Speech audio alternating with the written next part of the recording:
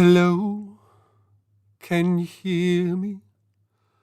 I've been in California dreaming about how we used to be when we were younger. I gotta move this a bit. And free. So, how's everyone doing today? Welcome, Disneyland fans. I am the Disneyland man, and now, for some reason, my green screen, decided to go all wobbly. Let's see. Come on. There we go. It's kind of an old, well, it's an old webcam, but it's a good webcam. What's not good about it is that my dog chewed on it, so I had to solder the wires all back together. So is it the perfect connection? Maybe, maybe not. Welcome to today's video. I hope you are here all ready to talk about a certain movie that involves a dashing young green-clad rogue who is not a fox, who is not animated. No, we're talking about Robin Hood and his band of merry men. I think the proper full title is The Story of Robin Hood and His Band of Merry Men. Merry spelt with an I-E instead of a Y. Very strange. Don't know about that. Maybe that's like the old English spelling, like the old with an E. The ye olde chocolate shop. Anyway, long story short, that's what we're going to talk about. Are you ready? Are you guys ready? Oh, hold on. Let me just going back, seeing who is here. I don't see anyone, but who knows? People could be. Oh. Okay, let's begin, people. Let's not waste any more time. Let's talk about Robin Hood. So first, before we get into it, shall we watch the trailer? So, this was made in 1952. Not an entirely British cast, but who cares? Let's watch the trailer now, shall we? The adventure of a lifetime in the romance of the year. I think they're being generous. The story of Robin Hood. Where's the merry men? From the green glades of Sherwood Forest into the hearts of the world comes riding the merriest, most adventurous rogue of them all, Robin Hood. In the light of his flashing sword, tyrants See, I don't think that pole would have supported his work. If he would have swung around on it, it should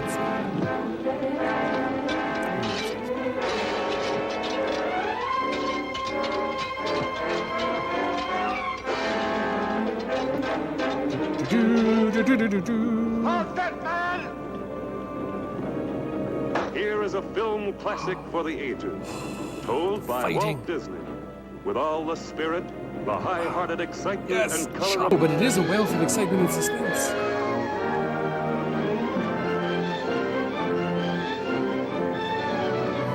There were some humor spots, for sure.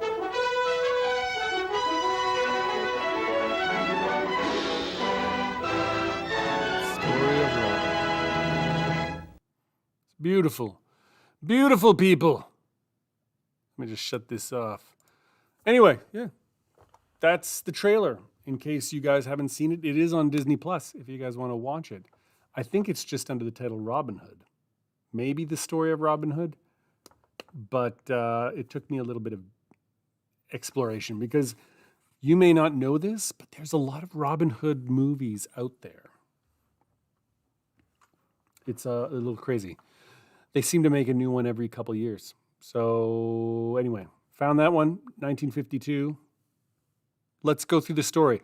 Just because you guys probably have no idea what the story of Robin Hood is about because you've been living under a rock for hundreds of years.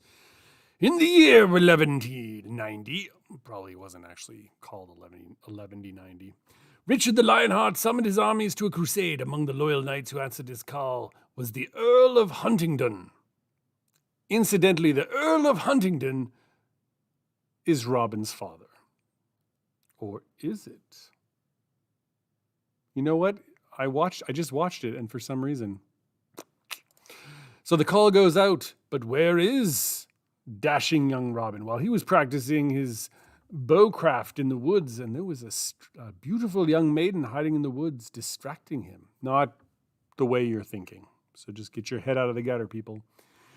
She was moving the target and causing him frustration. Like, I want to hit the bullseye, and the target keeps moving. Oh, ho, ho, ho, it's her, the girl I love. So there's a little tussle and ruffle in the woods, and they don't kiss or anything. They're just playful because they're probably 16. Oh, he's not 16. Meanwhile, while they're doing that and Robin has to go and see to his father, King Richard and Prince John and the Queen Mother are planning all the crusade stuff, and he's about to leave. He's about to leave on his crusade and, save the Holy Land from the savage Moors.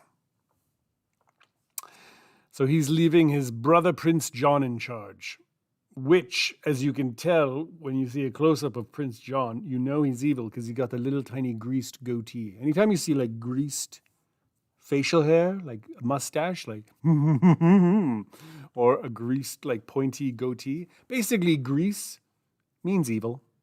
And in this case, Prince John is evil. So King Richard, the Queen, heads off on the crusade. The Queen Mother takes Maid Marian as a boon. Maybe it's the Earl of Huntingdon is Marian's father. Anyway, I'm getting distracted. Maid Marian goes with the Queen Mother to London. So she's out of the picture for a bit, just so you guys know. Then, as soon as they leave, Prince John and his Sheriff of Nottingham, because the old sheriff went with King Richard on the crusade. So he hires this new shady kind of Sheriff of Nottingham. We must raise taxes for our own personal profit, and so we're going to get some bowmen. And we're going to hire them and put them in our livery, and they're going to go around collecting the taxes for us. Huzzah! We'll be rich. Step 1, get bowmen. Step 2, Step 3, profit. So, to get the bowmen they need to pick the very best. Of course, that's what you need, is the very best. So, they have an archery contest. And unlike in previous Robin Hood stories, even like the Robin Hood animated from Disney and the various ones.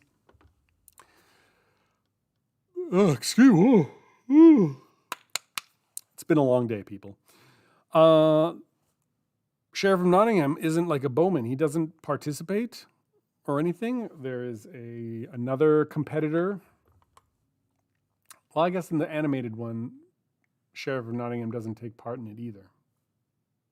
But anyway, there's a competition, but there's a third person that's not like this. This person right here next to Robin isn't the person that was representing Prince John.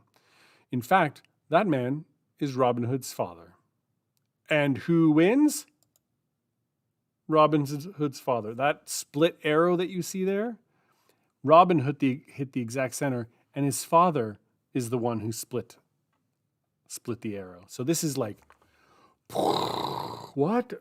Robin's father? I didn't even know he was in the picture, literally in the movie. I thought he was away on the crusade as well, and et cetera, et cetera. But no, he's here.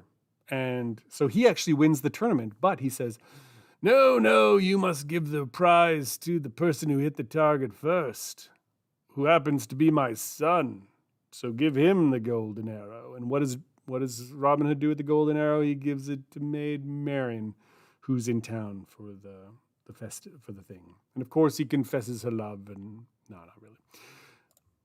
But on the way home, because he refused to join Sheriff of Nottingham's Team Sheriff, he didn't want to do that. So you can't see it in the picture very well, but that's an arrow sticking out of his father's back because he mouthed off.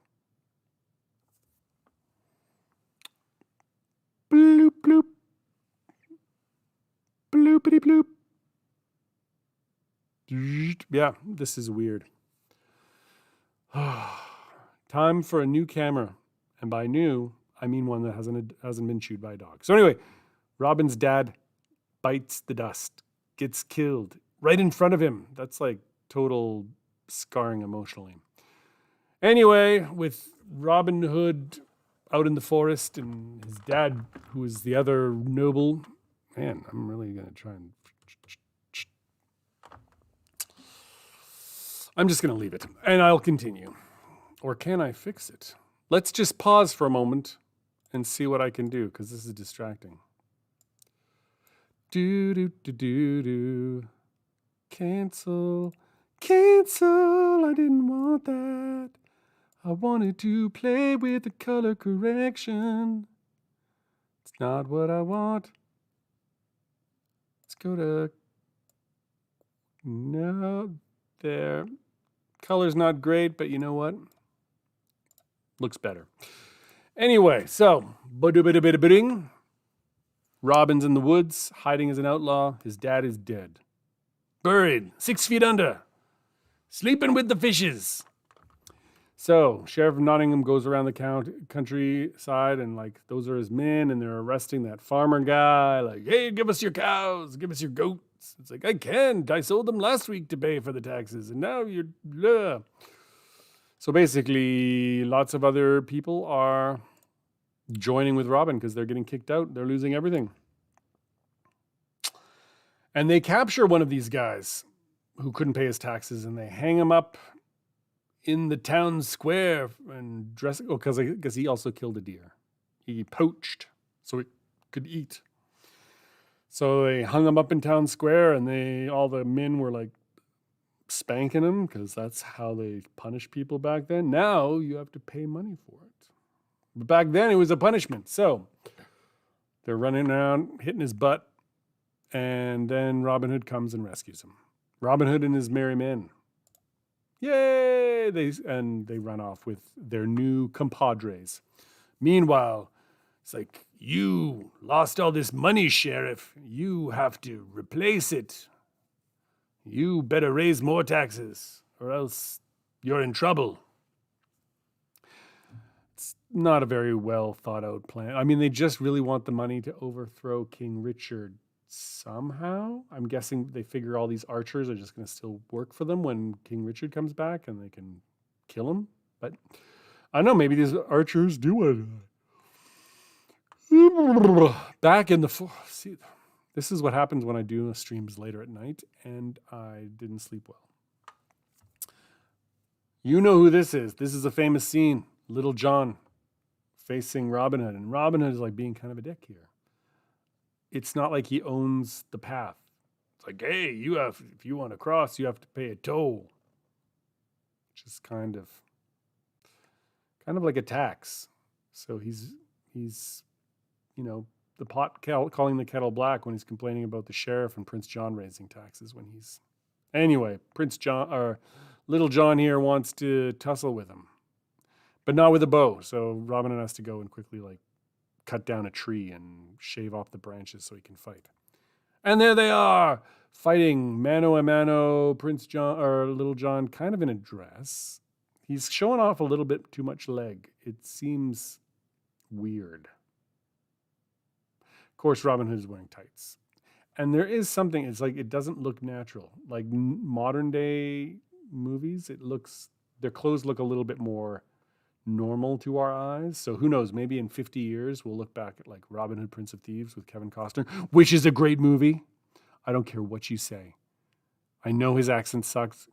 I know that, like, oh my goodness, Christian Slater, horrible accent as well when he's trying to do that little song. There was a rich man from Nottingham who tried to cross the river. What a dope. He slipped on a rope. Now look at him shiver. It's like he's really not trying to do he's not dedicated to the accent, and it shows. Anyway, I got distracted here. Anyway, the clothes, yes. Let's see. I'm sure back then it was like, these are the coolest clothes ever. Anyway, Little John knocks him into the river. They go, oh, he's such a good guy. He's all playful and good. Let's invite him to join our group. So they do, and he accepts. Guess who else they find? This is Friar Tuck, the alcoholic. And in this scene, he's actually singing a song, an imaginary duet between himself and his lover. Well, probably not his lover, but like a female. Talking about how, ooh, let's share our drink and woo-hoo, and he does a little girly voice, and it's funny in a kind of ha ha ha ha ha ha. I'm really unsure what to do. Ha ha ha ha ha. That kind of funny. So anyway, he sings, and because Robin Hood gets the jump on him, and kind of ha ha, I'll tell you your secret. He makes Friar Tuck carry him across a river. I don't know why, but he does. He just wants to get across the river. The river's not that deep. Just to give you a heads up, Friar Tuck then gets the jump on him and makes Robin Hood carry him back across the river. And then Robin Hood gets the jump on him and makes him carry him across the river again. So this is like going back and forth. It's kind of... And while they're doing this, the Sheriff of Nottingham and his men arrive. And a battle ensues, and they kill a whole bunch of his men, and they capture the Sheriff of Nottingham, and they bring him back to their little... They blindfold him, obviously. They bring him back to their little hideaway, and they feed him some food and make him toast to the health of King Richard, which he just doesn't like, because he wants him dead. But anyway, then they send him off. They blindfold him, send him off. Meanwhile, dun dun dun, diddle, diddle, diddle, Richard himself was imprisoned in Austria and held for a ransom of 100,000 marks. That's a lot of money. I don't know how much that would, what would that translate in today's currency, but it's a lot. So, what is England to do? Their monarch is imprisoned in Austria. Well, Austria's like a nice place. I could see him being imprisoned in like the Middle East somewhere. He gets imprisoned in Egypt or someplace where, I guess if he's fighting the Muslims, then that's where they would be. But he's not, so I'm just... all these people trying to contact me. I'm like, stop it. Stop trying to contact me. I know, it's just... Anyway. Lots of money. They need to raise money for it. So the Queen Mother comes back to Prince John from London and says, we must raise the money. We must free him. Prince John, surely you can pay for your brother's ransom immediately. And he goes, oh, I wish I could, dear mother. I wish I could. But sadly, Robin Hood and his band of outlaws has stripped the coffers bare. They've been stealing from us. They've driven us into poverty. I can barely survive and feed. And the Queen, of course, because she gave birth to this guy, believes him. Crazy. So, what's to do? Maid Marian's like, no. Because she's with the Queen at this time. And she goes, no, I grew up with Robin. He's an honorable man and he loves King Richard. He would never steal from the kingdom and the people, and he would gladly pay to free the king, blah, blah, blah. He's a good man. So she goes off to try and find him. And find him she does, by disguising herself as a guy. No one with a set of working eyes would ever be fooled by her disguise, which kind of rhymes. Eyes, disguise. I'm a poet. I'm a poet, and I did know it. So she gets brought to the hideout along with a couple other people. A minstrel who sings. He's basically like, da da da. He's like the narrator. He gives a little bit of exposition when people need it. And so she herself, some baker guy, he had a bag of flour, but he had gold hidden at the bottom, which they kind of suspected. And her. But they know it was her. She's like, Robin, what are you doing? Why is all this happening? He explains himself. Oh dear, I'm just trying to get the money back from Prince John. He's the one stealing it from everybody. And of course, because she loves him, she believes him. And also because it's true. So what do? She tells them about King Richard's ransom. So they all load up all the money. Hey, everybody, let's gather all the money we have. Ha, ha, ha, ha. Let's throw it in and we'll take it, because they're having a fundraiser the next day at the castle. They're basically, all the nobility and people are invited to help donate money to free the king. So they go. But on the way there, nothing actually happens. It's like the narrator, the guy with the lute. La la la, there's romance in the air. They love each other, they gaze in each other's eyes. That's not the song they sing. But that's basically, he's singing a love song while they're walking together ahead of him. In the moonlight, there is some romance. They talk, they share secret things. And then he stays, she goes. And then in the courtyard, she's like, Robin Hood didn't steal from these people. It's the prince. But he cares. Here, look at all the money he's donating. And she dumps it out, and everyone's like, ooh, Robin Hood, yay, Robin Hood. And then, of course, the queen says, well, surely the sheriff, who's responsible for taxes, will be donating much more. And hey, everyone's like, hey, he can donate 1,000 marks. And so he goes out and he donates 1,000 marks. He's like, here, bring this chest. And he dumps it on the table. And he's not thrilled about it, but he does it because the people expect it of him. But what he doesn't know is that while he's busy with his small chest, Robin Hood and the rest of the crew break it into his apartment and loading up all the coins and valuables into a big chest. And then what do? They bring it out and dump it out, and it's like, yay, King Richard is saved. And meanwhile, Sheriff is like, that's my money. That's all my money. That's what we were going to use to overthrow King. Not happy. Not happy at all. But because he's evil, he has some greasy hair to stroke thusly. It's like, you know, the money is going back with the Queen Mother tomorrow morning through the woods. 'Twould be a pity if it was stolen by Robin Hood and his men. But not the real Robin Hood and his men, but our men dressed as Robin Hood and his men. See my plan? It's brilliant. It's brilliant. So, that's what happens. Doo-doo. But, of course, hold on. Oh. Sorry, I'm just like trying to see if people are watching.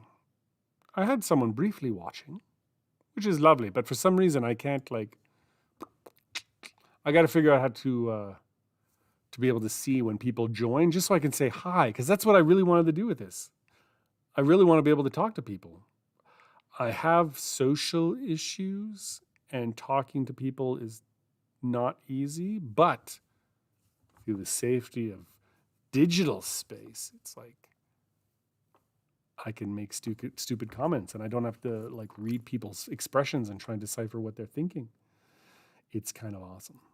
Anyway, sorry. So if you do say something, please, I don't know, wave, do something, let me know somehow. Hey, oh, is someone here? Sorry. No. I don't see any participants, and that makes me sad. Anyway, I'm getting distracted. So, Maid Marian, she knows where Robin Hood is. They know she could go warn him of their dastardly plan, so they throw her into jail. And then, of course, they tell the Queen Mother, oh, she's gone to be with Robin. So she's not around anymore. Don't bother looking for her, especially not in the jail. She's not there. She's totally with Robin. Then they go out and dressed in livery green and brown, and they rob the Queen. Or they start to. But are they successful? No. Because you know why? This guy shows up. Good old Robin Hood. And he finds their clothes that they switched out of these clothes. This is the livery of the Sheriff of Nottingham. These are his men. The Queen's like, Robin Hood, you're a delightful man. Thank you for your service. And then she goes off. And then they go back to fight. And I believe they free Maid Marian. For some reason, the pictures I made didn't all show up. And so instead, let me try and paint a verbal picture. They show up at the castle to free Maid Marian because they know, she with the queen? You say that she's with me? Well, no, Prince John lied to you. She's not with me. She must be in prison. So they go to the castle. They free her. They throw Prince John in the prison in her stead. Then there's a battle with Prince John and his men, or not Prince John, the Sheriff of Nottingham. And let's just say there is a death. Someone dies. But is it the sheriff? Nope, now we're at the beginning again. Let's go back to this picture. It's not the sheriff. See, this is one of the pictures that I missed. Sheriff dies. Robin Hood is alive. I think we all knew this. And then she goes back with them to the woods to continue, because I think Prince John, he's still alive. He's still in jail. He'll probably get out and be mad at them. So I think they're going to still hide in the woods for a bit.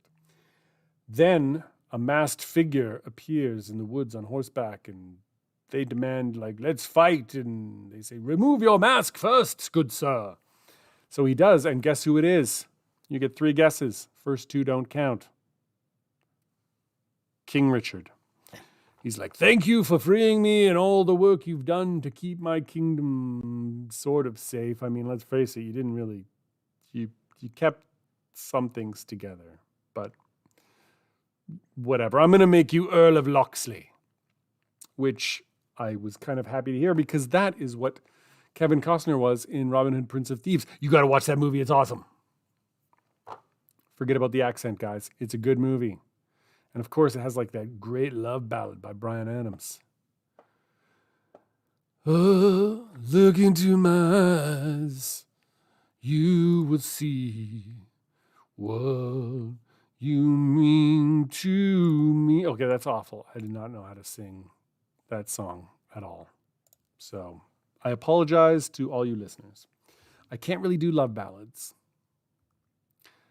Anyway, he makes him Earl of Locksley, but Maid Marian just comes out of the cave. She didn't know that he's now Earl of Locksley.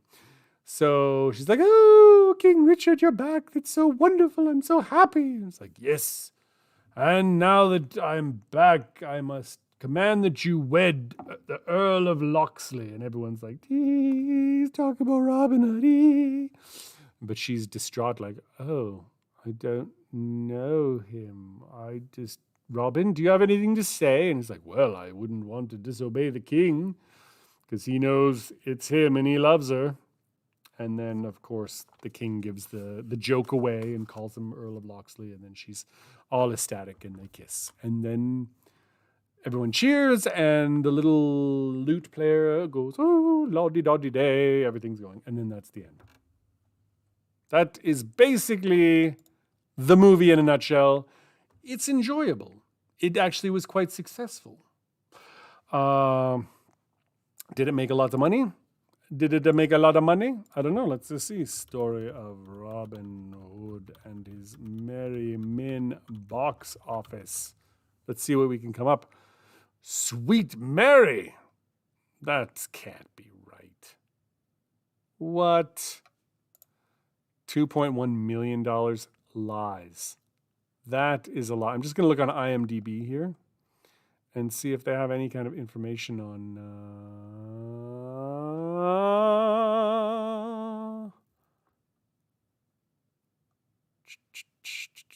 details. Does it have... Oh, box office gross for US and Canada, $4.6 million. So not too shabby for that time period. And... did you know that this movie actually had some of the scenes filmed in Sherwood Forest in England? A lot of Robin Hood movies didn't. You know, you watch the movie and like the castle, even like the Robin Hood's and his men's hideout, it's all like stage. Like you can tell it's in a soundstage somewhere. But I guess they filmed some in Sherwood Forest. Good for them. What else can we talk? I mean, we can talk about things like Well, we talked about Treasure Island last week. Did you know that Long John Silver was actually, they were going to cast him as Friar Tuck, but some issues there. I'm not sure if it was scheduling issues or issues, but regardless, he didn't get the part. And the actor who got it, I mean, I suppose I can look it up quickly here.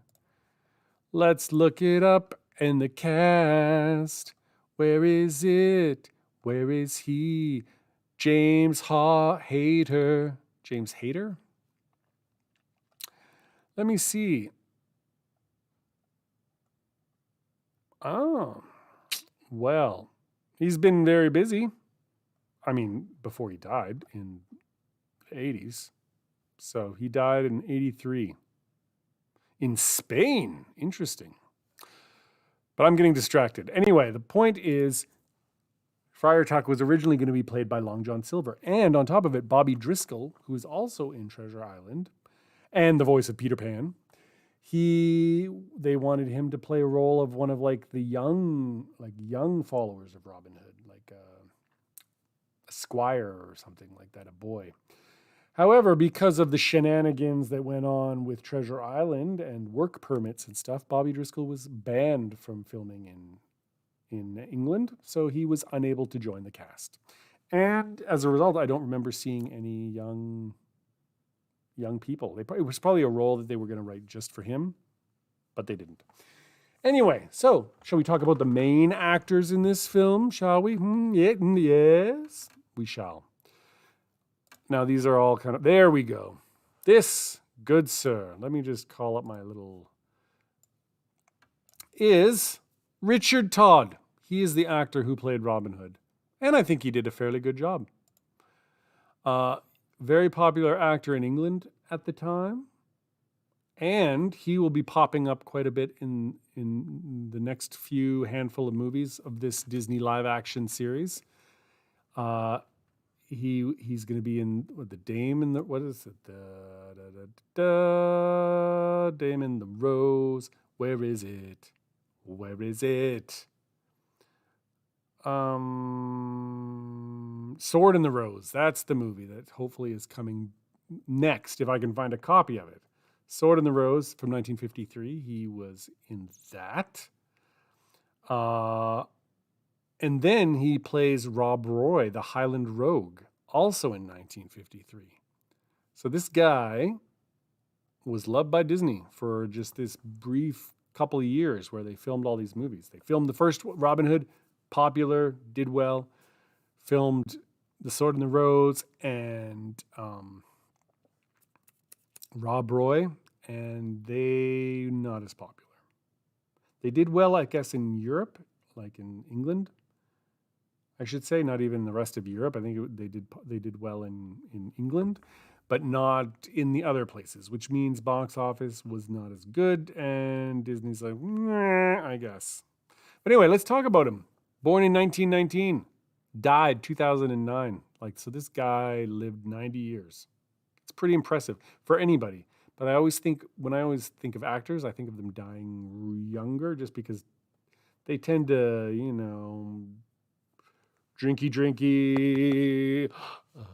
drugs, just basic hedonistic lifestyles. Those crazy actors, I'm not jealous at all. Totally not. He played lots of roles, seemed to be typecasted as a soldier, which is not that surprising because he was a soldier. He enlisted in the army for World War II. He entered the Royal Military Academy College Sandhurst in late 1940. And then, what's weird is as a cadet, they're training in the college. And during the bombing of London, they were hit by a German bomb, the college. And he and some other cadets were blown out the windows. They were thrown out from the explosion. But 5 cadets were killed during this bombing. So he's training to go in. And before they even leave England, 5 of his fellow cadets were killed. Then he received his commission, and he's like, yay, before we ship out, let's go and get a table at this really fancy cafe in London before we go. It'll be like the Cat's Meow. That's probably not the term. That's probably like the 70s term. I don't know what the bees. No, the bee's knees is still. I don't know what term they would use in the 40s, but it was cool. It was a cool place to go. So he tried to get a table booked for that evening. He could not. That evening, another air raid, and 15 of his newly commissioned people were killed. So he dodged death twice before he ever left London, which is kind of crazy. It's weird to think of even Germans bombing London, really, but that's what happened. So anyway, so he got commissioned. He joined, the 7th Light Infantry Parachute Battalion, was on there, like landed on D-Day. And then he was hired, like he was there to get vehicles to help, because there were so many troops and they didn't have enough vehicles that he had to gather up all the vehicles and transports that he could. He was promoted to captain, and during the operation, he met, I guess, a General John Howard on a bridge, and was like, there was important stuff happening on this bridge because it was involved in, that scene was involved in a movie that he played later, The Longest Day, which I've heard of, but I haven't seen. And apparently, he plays Howard in that. So in the film where, of where he was actually there and in part of it, he plays Howard, and someone else is playing him. Probably without like a no-name soldier who talks to Howard. Probably no name, but he's like, that was me. That was me. Anyway, fights. His Jeep overturns later in the war. He gets sent home. He plays lots of movies. Hasty Heart, with Ronald Reagan, nominated for Academy Award for Best Actor. So fairly popular. Then he was in Alfred Hitchcock's Stage Fright in 1950, opposite Marlene Dietrich. And then Story of Robin Hood and His Merry Men, which was very popular. Sword in the Rose, a few other things. And then Dam Busters, which I've heard of, also haven't seen. Actually, let me just jump ahead. I've been having this picture on for a long time. Let's jump ahead. There he is. There he is in Robin Hood. What a gallant young man. And there he is in Dam Busters. He's the guy in the middle, in case you were wondering. He played a lot of soldiers. And then, yeah, he just kind of did some Radio 4 morning story, a reader. Wings Over the World, a 13-part documentary series. He was in Doctor Who, the story Kinda, in 1982, which I haven't seen, even though I've watched a lot of Doctor Who. Murder, She Wrote, which I watched as a kid with my parents, because my parents love Murder, She Wrote. And, yeah. And, just as kind of like just an extra little bonus, apparently, Ian Fleming, the writer of James Bond, Richard Todd was his first pick to play 007, James Bond. But because he had a scheduling conflict, a schedule conflict, it went to some other like unknown actor, Sean Connery. Maybe you've heard of him. Yeah. So, yeah. I mean, like this guy did a lot, like in life. He did a lot of movies, but a lot of actors, when you've been there and you're relatively handsome, I wouldn't know. You get work throughout the ages, but he had some brushes with death and brushes with possible like amazing roles that could have cemented him as like a modern icon. Instead of Sean Connery doing all this stuff, maybe Richard Todd would be the guy in Highlander, which is a great movie. If you haven't seen it, go see it. Married twice and had kids with 2 kids, I think, in each one. But sadly, he had a child from each of the marriages commit suicide, which is awful. One from like depression, one from like marital troubles, going through a divorce. I guess that's also a form of depression. But anyway, just kind of, yeah, a sad life in some regards. Then, this guy, you know who he is? You know who he is? Peter Finch. There. Without the makeup? With. They definitely kind of made him a darker color with the hair. Because I don't think his hair was black. Peter Finch was interesting. You know why? Because he was a ladies' man. And not a good ladies' man. Like, when he was 2, Peter Finch found out that the guy he thought was his dad wasn't his dad. His mom had an affair with someone else. And so he was the product of that. And then when his dad found out, he divorced his mom and left. And Peter Finch was 2. So that was his introduction to marital fidelity. And it kind of shows, because he didn't really have much of that going on. Not at all. Let me just, he also served in the war, but a lot of these people did at this time. Was in a lot of British films and plays. He did some, I'm trying to think, like, I guess, war propaganda films. Then he did a lot of work with Olivier, Sir Laurence Olivier. You know, they kind of, Sir Laurence Olivier kind of liked the cut of this young man's jib. I want to get him into some of my projects. I like him. And what happened? Well, Finch ended up having an affair with Olivier's wife, Vivien Leigh. I just want to make sure that I got this right here. Vivien Leigh, because I think, yes, she is Scarlett O'Hara from Gone with the Wind. Like, that is crazy. That is like he had an affair with Scarlett O'Hara. Not classy, Peter Finch. So anyway, yeah, he had an affair with her. Then, what happens? I'm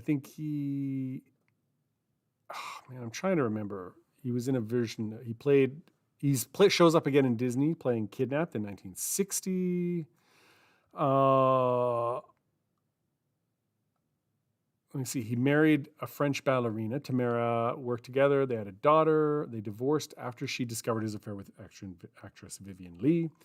Then he married another actress, Yolinda Turner. And while he was married to her, he had an affair with the singer Shirley Bassey. Had a daughter also named Samantha. Bassey's husband at the time, the openly gay film producer Kenneth Hume, believed that Finch was Samantha's biological father, according to Wikipedia. So how true that is, but it makes for interesting gossip. So yeah, he had another affair, and then he finally married his last wife, Mavis Barrett, and had a daughter.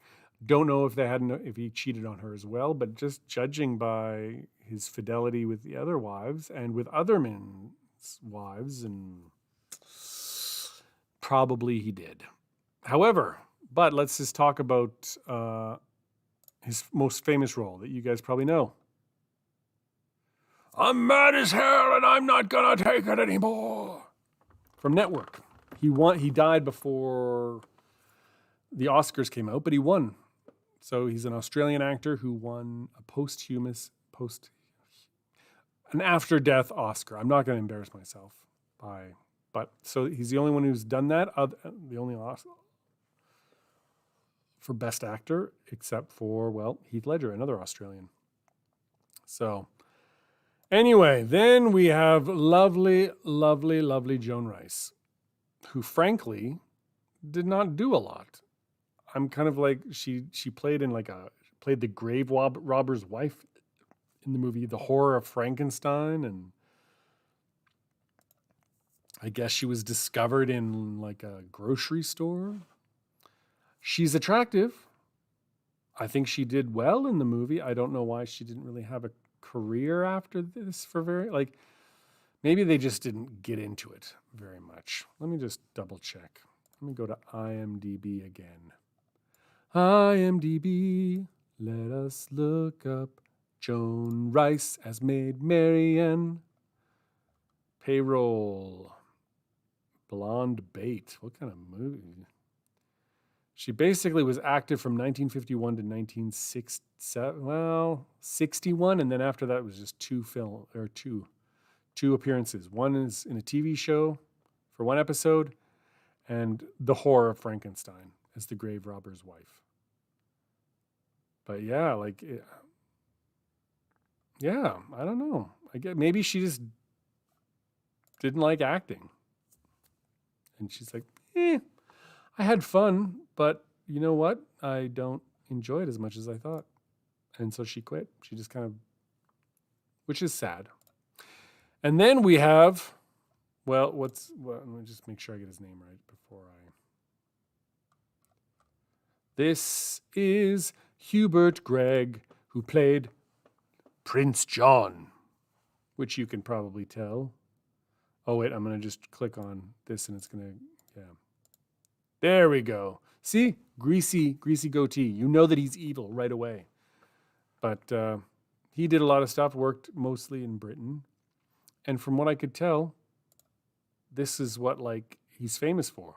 Maybe it's because I'm a Londoner. He wrote a lot of music. He released some albums. And this song's been covered by lots. I was going to play a little clip for you all, but I wasn't sure how copyright would work. So I decided, you know what? I'm not going to do that. But yeah, he spoke German fluently and worked for the BBC German service. To such good effect that Goebbels assumed he must be a German traitor. He wrote more than 200 songs in his lifetime. He wrote among hits that he wrote was I'm Going to Get Lit Up When the Lights Go Up in London, written in 1940 and sung by his wife. Interesting, maybe, yeah. He wrote this song that I'm talking about, maybe because I'm a Londoner, in 20 minutes while on leave in 1944. And then,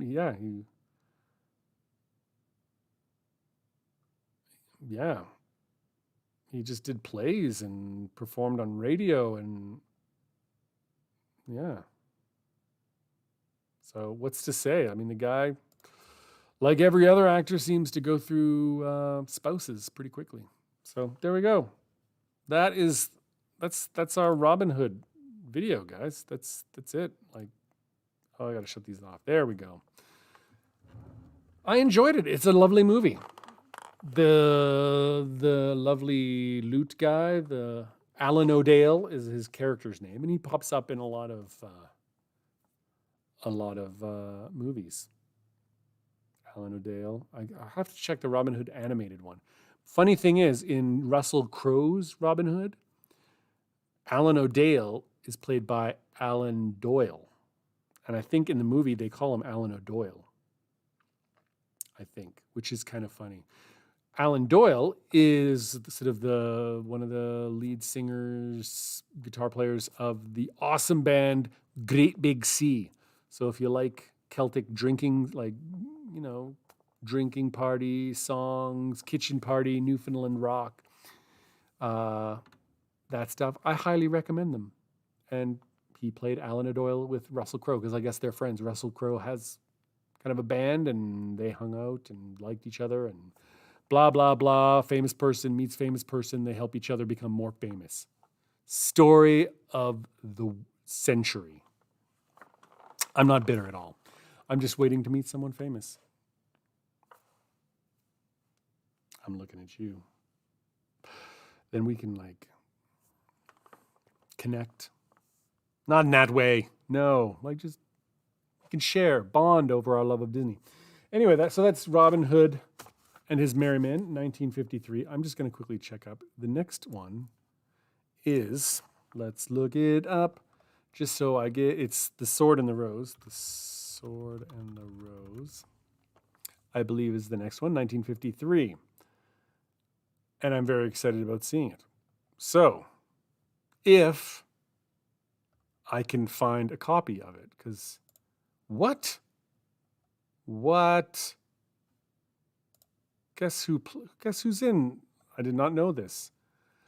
Glynis Johns. Glynis, who's Mrs. Banks in Mary Poppins. She's in The Sword and the Rose. I got to find a copy before next week so we can talk about it. I hope so. Next Tuesday, maybe, hopefully, we can talk about the next movie.